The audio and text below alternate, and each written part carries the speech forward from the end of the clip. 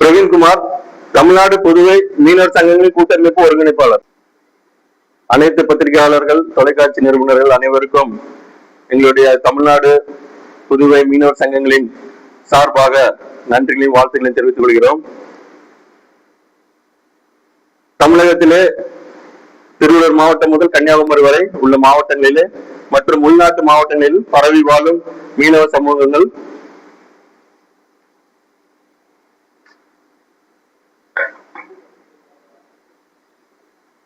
கன்னியாகுமரி முதல் திருவள்ளூர் மாவட்டம் வரை உள்ள அனைத்து மீனவ சமூகத்திலும் எங்களுடைய கூட்டமைப்பானது ஒவ்வொரு மாவட்டத்திலையும் ஒவ்வொரு ஊர்களிலும் சென்று அங்குள்ள நிலைப்பாடுகளையும் வருகின்ற தேர்தலுடைய கருத்துக்களையும் நாங்கள் கேட்டு அறிந்து இந்த நாளிலே நாங்கள் அதை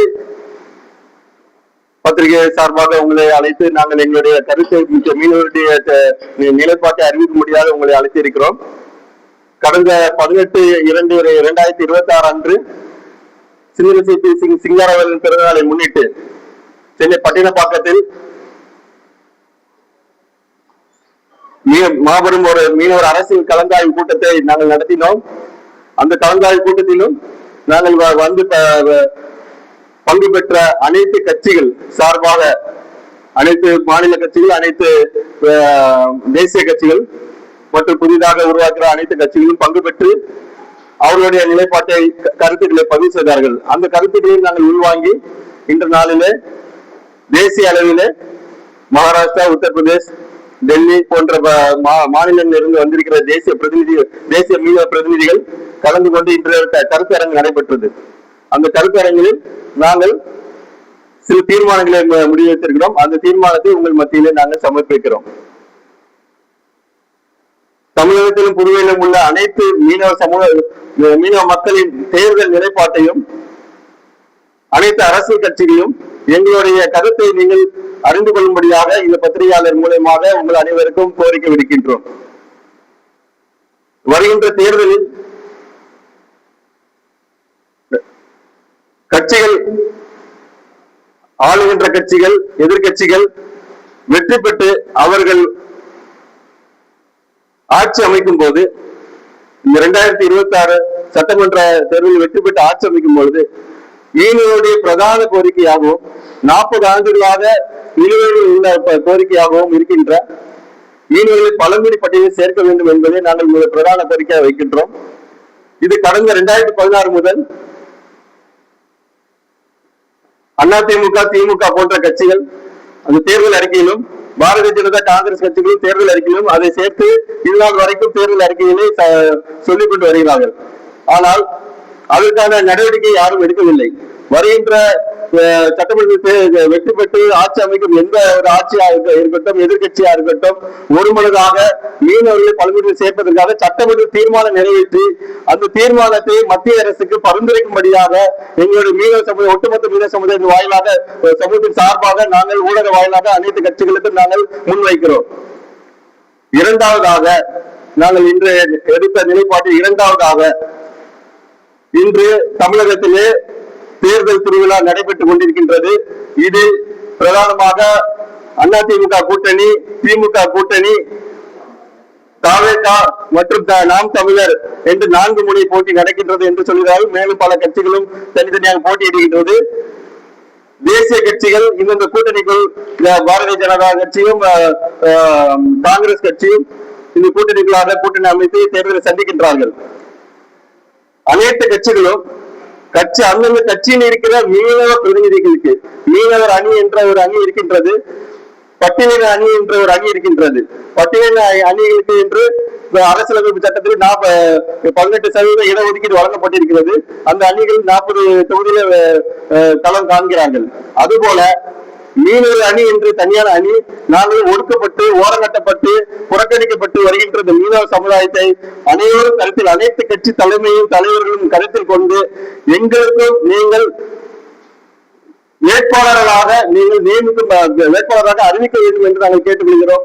ஏனென்றால் 2021 தேர்தலில் சென்னையை தவிர்த்து தமிழகத்தில் எங்குமோ வேட்பாளர் கூட அறிவிக்கப்படவில்லை என்பதை உங்கள் முன்பாக ஊடக வாயிலாக அனைத்து கட்சிகளும் நாங்கள் தெரிவித்துக் கொள்கிறோம். எனவே இந்த நடைபெறுகின்ற சட்டமன்ற தேர்தலில் அனைத்து கட்சிகளும் மீனவ வேட்பாளர்களை அறிவிக்கும்படியாக கேட்டுக்கொள்கிறோம். ஏனென்றால் தமிழகம் முழுவதும் பரவியிருக்கின்ற மீனவ சமூகம் கடலோர மாவட்டங்களில் 37 தொகுதிகளை கொண்டும் உள் மாவட்டங்களை உள்ளடக்கி 50 தொகுதிகளில் பெரும்பான்மையான மீனவர்கள் வாழ்கின்றார்கள். ஒரு ஓட்டு வங்கியாக வெற்றி தொகுதியை நிர்ணயிக்கிற சக்தியாக மீனவ மக்கள் இருக்கின்றது என்பதை நாங்கள் இந்த உங்கள் ஊடக வாயிலாக நாங்கள் தெரிவித்துக் கொள்கிறோம். இது அரசியல் கட்சிகளும் இதை ஏற்றுக்கொள்ளும்படியாக கேட்டுக்கொள்கிறோம். அதன் வாயிலாக 50 தொகுதிகளில் குறைந்தது 18 தொகுதிகளாக கொடுக்க வேண்டும். 15 மாவட்ட கடற்கரை மாவட்டங்கள் 14 மாவட்டங்களுக்கு ஒரு வேட்பாளரும் உள் மாவட்டங்கள் வேட்பாளரும் என்று 18 வேட்பாளர்களை நீங்கள் இந்த வருகின்ற சட்டமன்ற தேர்தலில் உங்களுடைய கூட்டணி கட்சி சார்பாகவும் தனிப்பை போட்டியிடுகின்ற கட்சி சார்பாகவும் நீங்கள் எங்களுக்கு மீனவ பிரதிநிதியை வழங்க வேண்டும். அந்தந்த கட்சியில் இருக்கிற மீனவ பிரதிநிதிகள் வழங்க வேண்டும் என்று நாங்கள் கோரிக்கை வைத்துக் கொள்கிறோம். அதன் பின்பாக ஆட்சி அமைக்கின்ற எந்த ஆட்சியாக இருந்தாலும் சரி, மத்திய அரசாக இருந்தாலும் சரி, மாநில அரசாக இருந்தாலும் சரி, கடலும் கடற்கரையிலும் வருகின்ற அனைத்து திட்டங்களும் மீனவருடைய வாழ்வாதாரம் வாழ்விடங்களையும் அளிக்கக்கூடிய திட்டங்களாக வருகின்றது.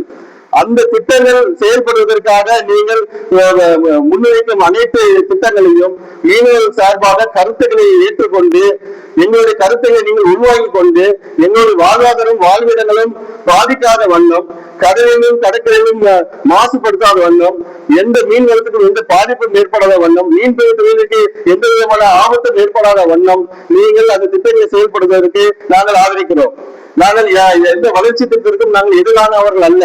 ஆனால் எங்களை அளித்து நீங்கள் வளர்ச்சியை அடைய போவதை சொல்வதுதான் எங்களுக்கு வேடிக்கையாகவும் எங்களுடைய நிலைமையை புரிந்து கொள்ளாத நிலைப்பாட்டில் இருப்பதை கண்டுதான் நாங்கள் கோபப்படுகிறோம். அதற்கு தான் நாங்கள் எதிர்ப்பு தெரிவிக்கிறோம். அதை உறுதிப்படுத்துவதற்காக தான் எங்களுடைய போராட்டங்களும் கடந்த காலங்களில் நடைபெற்றுக் கொண்டிருக்கின்றதை இந்த ஊடக வாயிலாக தெரிவித்துக் கொள்கிறோம்.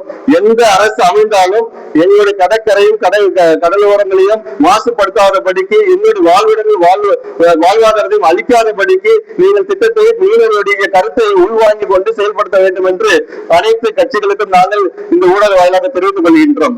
மேலும் உள்நாட்டில் இருக்கிற நீர்நிலைகளிலே செயல்படுகின்ற அனைத்து மீனவ நண்பர்களும் அவர்களும் அந்த நீர்நிலைகளிலே ஏற்படுகிற மாசு நிமித்தம் பாதிக்கப்படுகிறார்கள். அதெல்லாம் பாதிக்காதபடிக்கு நீர்நிலைகளை செப்பரேட்டு அவர்கள் மீன்பிடி தொழிலை மேம்படுத்த வண்ணமாக அவர்களுக்கு சரி செய்து கொடுத்து அவருடைய வாழ்வாதாரத்தை காக்கும்படியாக நாங்கள் இந்த ஊடக வாயிலாக அனைத்து கட்சிகளும் நாங்கள் தெரிவித்துக் கொள்கின்றோம். மேலும் பல கோரிக்கைகளை நாங்கள் தீர்மானம் நிறைவேற்றி இருக்கிறோம். அனைத்தையும் ஊடக நண்பர்கள் மூலியமாக, பத்திரிகை நண்பர்கள் மூலியமாக அனைத்து அரசியல் கட்சிகளுக்கும் இந்த தெரிவிக்கும்படியாக நாங்கள் மிக தாழ்மையுடன் கேட்டுக்கொள்கிறோம். நன்றி.